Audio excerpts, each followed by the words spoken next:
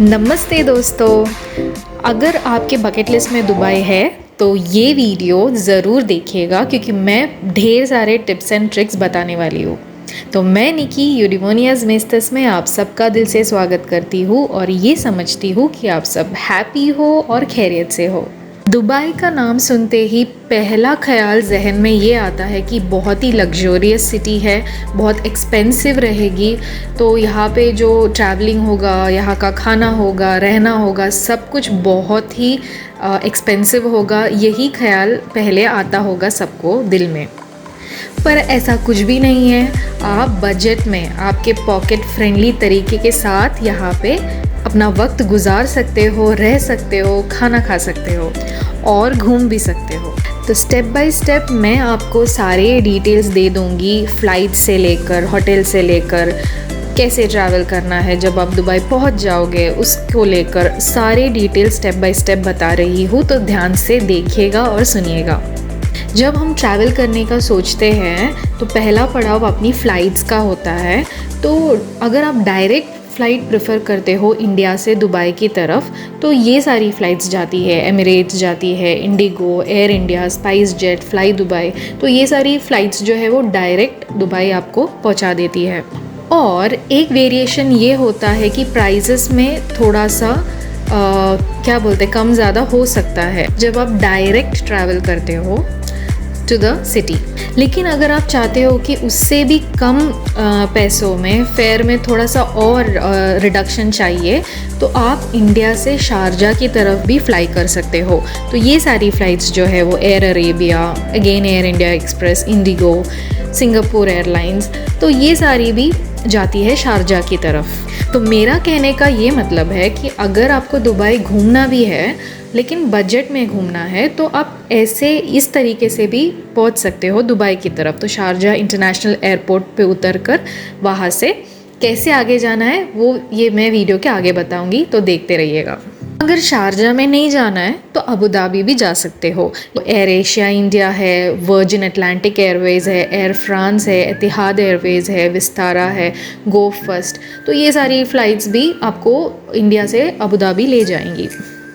अगर आप फ़्लाइट में कॉम्प्लीमेंट्री मील या फिर रिफ़्रेशमेंट्स का सोच रहे हो, मतलब फ़ूड वगैरह मिलेगा कि नहीं फ़्लाइट में, तो ये पूरी तरह से आप जिस फ़्लाइट को बुक कर रहे हो उसके ऊपर डिपेंडेड है। तो एमिरेट्स अगर बुक कर रहे हो, तो जैसे कि हम एमिरेट्स से गए थे, बजट का नहीं है ये एमिरेट्स, लेकिन मैं बता रही हूँ हमारी विश थी कि हम एमिरेट्स में ट्रैवल करें, तो इसकी वजह से हम एमिरेट्स में गए। तो वहाँ पे कॉम्प्लीमेंट्री फ़ूड अवेलेबल था। तो हमारा अर्ली मॉर्निंग फ़्लाइट था 4:30 का, तो हमें ब्रेकफास्ट मिल गया था लगभग 6 बजे के आसपास सुबह के। तो वो सब कुछ आप जो फ़्लाइट बुक कर रहे हो, आपके प्रेफरेंसेस के अकॉर्डिंगली बुक कर रहे हो, उसके अकॉर्डिंगली चेंज हो सकता है। तो कभी कभी आपको पे करना पड़ता है मील के लिए, एक्स्ट्रा चार्जेस वगैरह। तो वो सब कुछ आप ज़रूर रिसर्च करिएगा। मैंने जैसे कहा, कम्प्लीटली आपके प्रेफरेंस पे डिपेंड करता है। आप अभी ये कंफ्यूज हो रहे होंगे कि मैंने ऐसा क्यों कहा कि अबू धाबी जाइए या फिर शारजा जाइए, हमें तो दुबई जाना है भाई, तो ये हमें अबू धाबी और शारजा क्यों भेज रही है। तो जैसे कि मैंने स्टार्टिंग में कहा, अगर आप बजट फ्रेंडली, पॉकेट फ्रेंडली बात सोच रहे हो, तो ये ऑप्शंस शायद आपके लिए पॉसिबल हो सकते हैं। तो वीडियो को देखते रहना। अब बात करते हैं कि दुबई जाने के बाद आपका स्टे कैसा होगा। तो अगर आप होटल चूज़ करोगे तो होटल्स अवेलेबल है ढेर सारे। अगर हॉस्टल्स चाहिए तो हॉस्टल्स अवेलेबल है। अगर एयरबीएनबी का सोच रहे हो तो वो भी अवेलेबल है। तो सब कुछ आपके प्रेफरेंसेस के अकॉर्डिंगली रहेगा। और सबसे बजट फ्रेंडली जो है वो हॉस्टल्स होते हैं। अगर आप अकेले ट्रैवल कर रहे हो तो हॉस्टल्स प्रेफरेबली अच्छे होते हैं आपके लिए।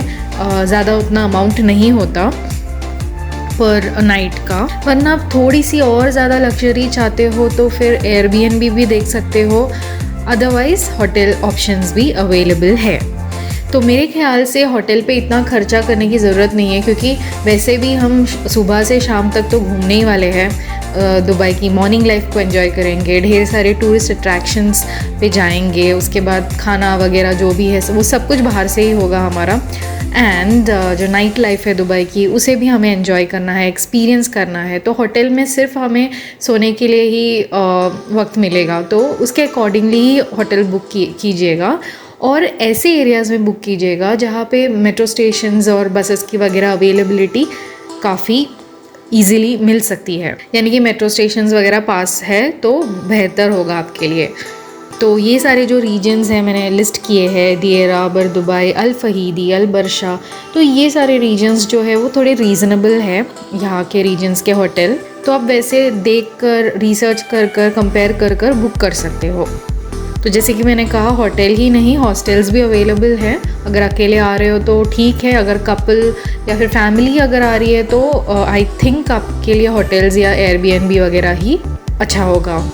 अगर आप बजट का नहीं सोच रहे हो, बजट आपके लिए कोई इश्यू नहीं है, तो बहुत ही बढ़िया ऑप्शंस आपके लिए पाम जुमेरा आइलैंड में है। जुमेरा बीच रेसिडेंस के एरिया में Dubai Marina, downtown Dubai city walk, तो ये सारे जो ऑप्शंस है वो काफ़ी एक्सपेंसिव है और उसके हिसाब से ही सारा आपका जो भी अरेंजमेंट्स होगा तो उसके हिसाब से ही होगा। बात करते हैं कि आप जब दुबई में आ जाओगे तो कैसे ट्रांजिट करोगे, मतलब एक जगह से दूसरी जगह कैसे जाओगे। टैक्सी बुक करोगे, कैब बुक करोगे या कार रेंट करोगे, तो ये सारे ऑप्शंस के लिए बिग नो। तो आपको करना क्या है, आप जा सकते हो मेट्रो यूज़ कर या फिर आरटीए की बसेस यूज़ कर या फिर इलेक्ट्रिक स्कूटर्स का भी ऑप्शन अवेलेबल है यहाँ पे। और जो अगर कैब वगैरह में आपको जाना है तो वो उनका जो करीम ऐप करके है दुबई का, तो उस ऐप में से बुक करिएगा। बहुत ही रीज़नेबल प्राइजेस में आपको टैक्सीज़ मिल जाती है। उसके अलावा डीटीसी दुबई ट्रांसपोर्ट कॉरपोरेशन की भी टैक्सीज़ अवेलेबल है, वो भी काफ़ी रीज़नेबल होती है। ऊबर जो है वो थोड़ा सा एक्सपेंसिव पार्ट में पड़ता है और कार को रेंट करना भी वैसे ही कैटेगरी में आता है। अब हम बात करते हैं नॉल कार्ड के बारे में। तो ये नॉल कार्ड क्या है, तो जैसे ही आप दुबई इंटरनेशनल एयरपोर्ट से बाहर निकलते हो, मेट्रो स्टेशन के यहाँ पे पहुँच जाते हो, वहाँ से आपको सीधे डायरेक्टली ख़रीद लेना है ये नॉल कार्ड। दुबई का मैप जो है वो 7 जोन्स में डिवाइडेड है और हर एक जोन पे मेट्रो स्टेशन है, बस स्टेशन है, ट्राम स्टेशन है। तो कनेक्टिविटी जो है वो काफ़ी बढ़िया है दुबई में। तो आप इन सारे ट्रांसपोर्टेशन फैसिलिटीज़ का यूज़ कर सकते हो, जैसे कि मेट्रो से उतरकर बस में चढ़ सकते हो, बस से उतरकर मेट्रो में चढ़ सकते हो या फिर बस से उतरकर ट्राम में चढ़ सकते हो। तो सब कुछ एक सिस्टमैटिकली या सिस्टमाइज्ड वे में अरेंज्ड है। नॉल कार्ड को लेकर अगर आपको ढेर सारे डाउट्स है, आपको प्राइजेस कंपेयर करने हैं, आपके लिए क्या बेस्ट होगा ये देखना है, तो सारे डिटेल्स जो है वो दुबई आरटीए के वेबसाइट में अवेलेबल है। तो हमारे हिसाब से हमें सिल्वर नॉल कार्ड सही लगा।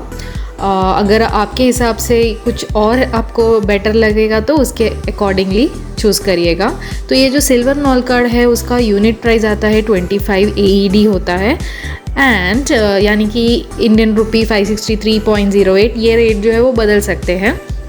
एंड ये क्या होता है कि इसके साथ ही हमें एक 19 AED का बैलेंस मिलता है जब हम ये कार्ड ख़रीदते हैं, लेकिन वो काफ़ी नहीं होगा आप अगर 7 दिन रह रहे हो दुबई में या फिर उससे ज़्यादा भी रह रहे हो तो आपके लिए सबसे बेटर ऑप्शन ये है कि आप एक 110 AED का 7 दिन का एक रिचार्ज करें ये कार्ड ख़रीदने के बाद। तो 110 AED यानी कि इंडियन रुपी 2478 के आसपास पड़ जाता है। तो ये जब आप रिचार्ज करोगे इस अमाउंट के साथ तो आप 7 दिन विदाउट टेंशन घूम सकते हो। मेट्रोस, बसेस, फिर ट्राम्स पे भी ये यूज़फुल है। तो कहने का मतलब यही है कि अगर आप टैक्सीज़ वगैरह नहीं प्रेफर करते हो, अगर आप चलने में भी आपको कोई प्रॉब्लम नहीं है, क्योंकि जब आप ऐसे ऑप्शंस देखते हो बजट फ्रेंडली थोड़ा तो आपको एडजस्टमेंट करना पड़ता है। तो एडजस्टमेंट यहाँ पे यही है कि थोड़ा सा चलना ज़्यादा होता है। अगर आपने हमारे पहले दुबई के वीडियोस देखे होंगे, हम जब टूरिस्ट अट्रैक्शंस पे गए थे या फिर अलग अलग दुबई के जगह में घूम रहे थे तो हमें ज़्यादा चलना पड़ता था क्योंकि हम टैक्सीज़ को प्रेफर नहीं करते थे। मैक्सिमम हम कोशिश यही करते थे कि मेट्रो और बस और मेट्रो। तो जो friends budget friendly, pocket friendly option सोच रहे हैं तो ये बेस्ट ऑप्शन है। ये जो है वो कुछ फेयर के डिटेल्स मैंने नोट डाउन करे हैं, तो आप देख लीजिएगा। घूमना फिरना सब ठीक है, लेकिन खाना कहाँ से खाओगे? पेट पूजा भी तो करनी है, भूख तो लगेगी इतना घूमने फिरने के बाद। तो उसके लिए भी अपने को पॉकेट फ्रेंडली ऑप्शंस चाहिए। तो अल फहीदी, बर दुबई, दियरा रीजन्स, जो सबर्ब्स होते हैं दुबई के थोड़े अंदर के साइड में होते हैं, वहाँ पे जो है रेस्टोरेंट्स वगैरह आपको काफ़ी फ़ायदेमंद रहेंगे। हम तो मैक्सिमम अल गुबैबा के पास वाले जो रेस्टोरेंट्स है, मलयाली रेस्टोरेंट्स है, I mean south Indian restaurants है, वहाँ से ही खाना खाते थे। तो भाई ये भी आपके प्रेफरेंस के ऊपर है। अगर आप नॉर्थ इंडियन खाना पसंद करते हो, पंजाबी खाना पसंद करते हो, या फिर आंध्रा स्टाइल खाना पसंद करते हो, तो उसके अकॉर्डिंगली सब कुछ अवेलेबल है यहाँ पे, सब कुछ मिलता है। ऐसा नहीं है कि सिर्फ एक ही वैरायटी का खाना है, सारे क्विजीन्स अवेलेबल है। तो आपके प्रेफरेंसेस पर निर्भर है ये कि आपको किस तरीके का खाना पसंद है। हमें केरला स्टाइल खाना पसंद है, तो इसकी वजह से हम वही रेस्टोरेंट्स ऑप्ट कर रहे थे और वहाँ से हमें काफ़ी बढ़िया खाना मिला। स्पेशली जो तलशेरी बिरयानी है वहाँ की, वो काफ़ी अच्छी थी। एक बात ना दुबई की लाजवाब है, क्योंकि यहाँ पे जो है वो फूड इंस्पेक्शन वगैरह जो भी है वो लगातार होते रहता है। तो फूड की जो क्वालिटी है, फूड का जो टेस्ट है वो बढ़िया है, लाजवाब है। क्योंकि आप कंप्लेंट ही नहीं कर सकते हो। टेस्ट का तो मैं नहीं पता, मुझे नहीं पता हर जगह पे कैसा है, लेकिन जो क्वालिटी है, जो मीट है, फ़िश है, तो बहुत ही सुपर्ब क्वालिटी है। उनका सब स्टैंडर्ड्स वगैरह मेंटेन करते हैं होटल के लोग। तो ये बहुत ही अच्छी बात है, क्योंकि आप निडर होकर खाना खा सकते हो। ये स्टेल फूड वगैरह की झंझट नहीं है। तो ये है अल सफ़रा रेस्टोरेंट, और ये जो है वो अल गुबैबा बस स्टेशन के आसपास ही है और काफ़ी बढ़िया खाना है। अगर आप मलयाली है, केरला से बिलोंग करते हो और आपको नॉनवेज वैराइटीज़ वगैरह पसंद है तो ज़रूर आइएगा अल सफ़रा रेस्टोरेंट। ढेर सारी फ़िशेस की वैराइटीज़ अवेलेबल है, मटन, चिकन में भी ऑप्शंस अवेलेबल है। स्पेशली जो बिरयानी है वो काफ़ी बढ़िया है, और अगर आप लंच के टाइम पे जाओगे तो पता चलेगा कि यहाँ की स्पेशलिटी क्या है। कोई प्रमोशनल वीडियो नहीं था, सिर्फ अपने खुद के एक्सपीरियंसेस आपके साथ शेयर कर रही हूँ, क्योंकि सच्ची में वाकई में काफ़ी बढ़िया था यहाँ का जो खाना है वो।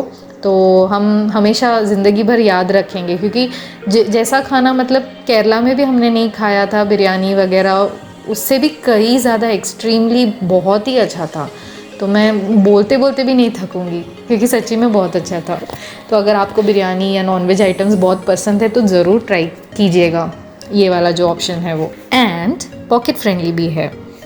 एक प्रॉब्लम ये होती है कि लंच के टाइम पे ज़रूरी नहीं है कि हम ऐसे ही सबर्ब्स रीजन में हम शायद मॉल्स में रहेंगे, या फिर हाँ ज़्यादातर तो हम मॉल्स में ही थे हमारे केस में, या फिर किसी और रीजन में से दुबई मरीना के साइड पर है, तो आपको थोड़ी प्रॉब्लम हो सकती है, क्योंकि आप सोच रहे हो बजट फ्रेंडली, पॉकेट फ्रेंडली खाना रेस्टोरेंट्स वगैरह ढूंढ रहे हो, लेकिन आप हो एकदम एक्सपेंसिव एरिया में, तो तभी थोड़ी सी ये इश्यू हो सकती है आपको। तो कुछ ना कुछ कैरी ज़रूर कीजिएगा, आपके साथ पानी की बोतल कैरी कीजिएगा, या फिर बिस्किट्स वगैरह, या फिर जो भी है स्नैक्स वगैरह कैरी कीजिएगा, क्योंकि आपको ज़्यादा फिर वेट करना पड़ता है एक जगह से दूसरी जगह जाने के लिए। वो ट्रांजिट में बहुत टाइम लग जाता है जब आप बस या मेट्रो से ट्रैवल करते हो, स्पेशली बस से ट्रैवल करते हो तभी। तो कुछ ना कुछ आइटम्स कैरी कीजिएगा, ज़रूर कीजिए, लेकिन ये सब बस या मेट्रो से खाना नहीं है, उसका आप ध्यान ज़रूर देना, क्योंकि यहाँ के रूल्स एंड रेगुलेशंस सच्ची में काफ़ी स्ट्रिक्ट है। इवन बस में पानी भी नहीं पी सकते। हाँ, तो भाई ऐसी मुश्किल अगर आ पड़ी है और आप दुबई के मॉल में हो या फिर दुबई के किसी भी मॉल में हो और वहाँ पे फूड कोर्ट्स है, तो ज़रूर वहाँ पे जाइएगा। वहाँ पे भी ठीक ठाक ही मिल जाता है आपको, मैंडी वगैरह होता है, KFC है, तो वो भी आपके लिए ठीक ही रहेगा ऑप्शन। एक टिप देना चाहती हूँ, अगर आप होटल्स वगैरह बुक कर रहे हो तो जो कॉम्प्लीमेंट्री ब्रेकफास्ट देते हैं ना, तो वैसे वाले होटल्स देखकर बुक ज़रूर कीजिएगा, क्योंकि सुबह का जो है हमारा भोजन वहाँ से ही हो जाता है, बाद में फिर सोचना है सिर्फ डिनर और लंच के बारे में। तो yeah it's good to go. And then तो बात रही अबू धाबी इंटरनेशनल एयरपोर्ट पहुंचकर कैसे दुबई जाना है। तो कैब वगैरह करोगे तो बहुत ही एक्सपेंसिव रहेगा। तो दूसरा एक ऑप्शन है कि बस से जा सकते हो। तो जो E101 बस है वो IBN मटोटा मॉल जाती है अबू धाबी एयरपोर्ट से, आपको वहाँ पे पहुँचा देती है। या फिर दूसरा एक ऑप्शन ये है कि E102 जो है वो भी जाती है अबू धाबी से अल गुबैबा तक। तो आपका होटल जिस तरफ है तो उसके हिसाब से आप ये ऑप्शन सिलेक्ट कर सकते हो। ये वाला ऑप्शन जो है लेकिन वो काफ़ी टाइम कंज्यूमिंग है। तो जब भी ऐसा कुछ करने का सोच रहे हो तो बहुत अच्छे से सोच समझ कर ही करना, क्योंकि अगर आपके पास वक्त वगैरह ज़्यादा है तो चल जाएगा, वरना आपका टाइम थोड़ा सा वेस्ट हो सकता है इस चक्कर में। अबू धाबी और दुबई के बीच में लगभग 3 आवर्स का डिस्टेंस है। अब अगर शारजा में उतर रहे हो, इंडिया से शारजा में उतर रहे हो, तो वहाँ से कैसे जाओगे दुबई। तो शारजा जो दुबई से है वो पास में ही है, इतना दूर नहीं है, 30 किलोमीटर्स की कुछ डिस्टेंस पर है। तो एयरपोर्ट से आपको एक एयरपोर्ट टैक्सी मिल जाएगी जो 30 मिनट में आपको दुबई पहुंचा देती है, और उसका चार्ज आपको पड़ेगा लगभग AED 100 जो कि 2251 रुपीज़ INR होता है। या फिर काफ़ी किफ़ायती ऑप्शन ये है कि बस भी कर सकते हो। एयर अरेबिया की जो शटल बस है वो आपको 1 आवर में पहुंचा देती है दुबई, और उसका जो रेट है वो 20 दिरहम्स है, 20 AED। तो आप देख सकते हो कि कितना डिफरेंस है एक टैक्सी में और एक बस के फेयर में। तो अब इस पॉइंट पे आते हैं कि हमें अबू धाबी या फिर शारजा क्यों जाना है अगर हमें दुबई में ही घूमना है। तो भैया हम जब पॉकेट फ्रेंडली ऑप्शन या फिर बजट फ्रेंडली ऑप्शन सोच रहे हैं तो ये जो ऑप्शंस है अबू धाबी नहीं तो शारजा उतर कर जाने वाला, ये काफ़ी आपको डिफरेंस दिखाई पड़ता है, क्योंकि ये जो फ़्लाइट चार्जेस होते हैं अबू धाबी की तरफ या फिर शारजा की तरफ वो काफ़ी कम है कंपेयर टू दुबई। तो आप अपना रिसर्च वगैरह जो भी है कर सकते हो।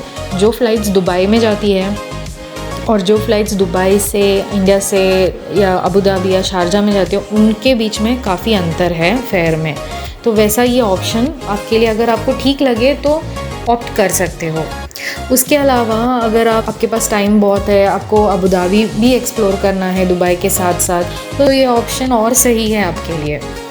इवन अबू धाबी में जो होटल्स हैं और जो भी टूरिस्ट अट्रैक्शंस वगैरह है, फूड ऑप्शंस वगैरह है, वो काफ़ी बजट फ्रेंडली होते हैं। भले ही ये दो ऑप्शंस काफ़ी टाइम लेते हैं, अपना टाइम कंज्यूमिंग है, लेकिन अगर थोड़ा सा बजट का सोच ही रहे तो फिर हम ट्राई तो कर सकते हैं एक बार। आई गेस काफ़ी इन्फॉर्मेशन आपको मिल चुकी है बजट ट्रैवलिंग को लेकर, अगर दुबई में पॉकेट फ्रेंडली ट्रैवल कैसे करना है इस बात को लेकर। तो आगे भी आपको ऐसे वीडियोस मिलते रहेंगे हमारी तरफ से। तो आई होप आपको ये वीडियो पसंद आया होगा, आपको जो डिटेल्स ज़रूरी है, आपको जो डिटेल्स चाहिए थी वो मिल गई है। तो मिलते हैं अगले एपिसोड में। तो तब तक के लिए खुश रहिए, मुस्कुराते रहिए, हमें सपोर्ट कीजिए। अगर इस वीडियो में कुछ भी गलत बोल दिया है मैंने या फिर कुछ करेक्शंस की ज़रूरत है तो ज़रूर कमेंट कीजिएगा एंड हमें ज़रूर लाइक कीजिएगा। तो तब तक के लिए सी यू।